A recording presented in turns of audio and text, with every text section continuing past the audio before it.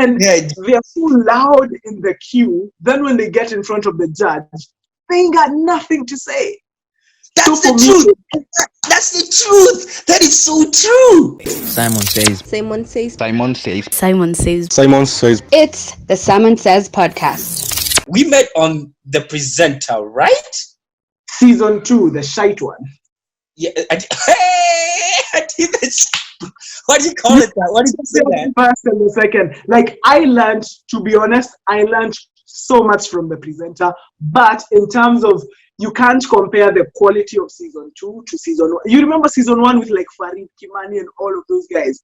Their production quality was We were the estranged people. But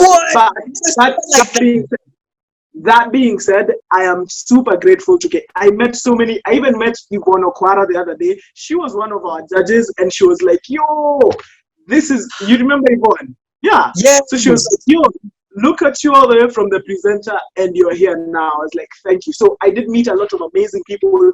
I learned a lot, but Quick,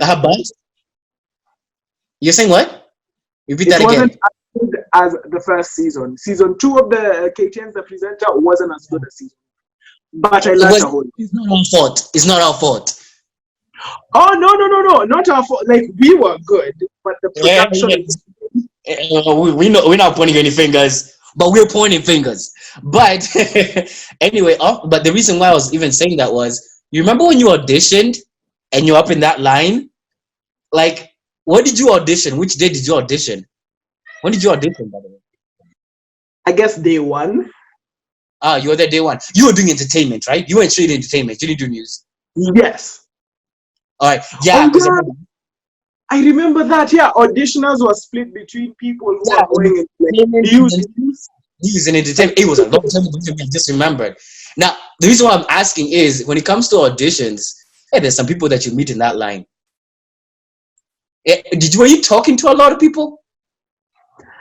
I have this thing, like, before I audition, I can't actually, like, people, if I'm going into an audition, I'm completely silent until I go in.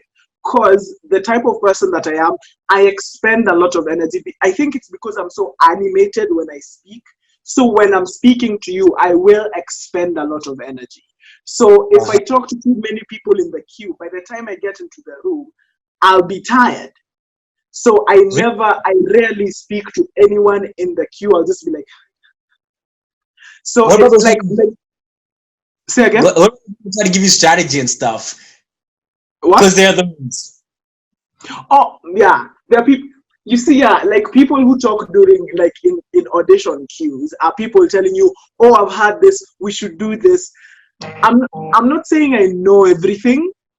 I'm saying I think when I go into an audition, I already have my technique. Maybe I'll hear something that might help me, but usually it won't. Usually it's just people like saying like random things that won't really help you.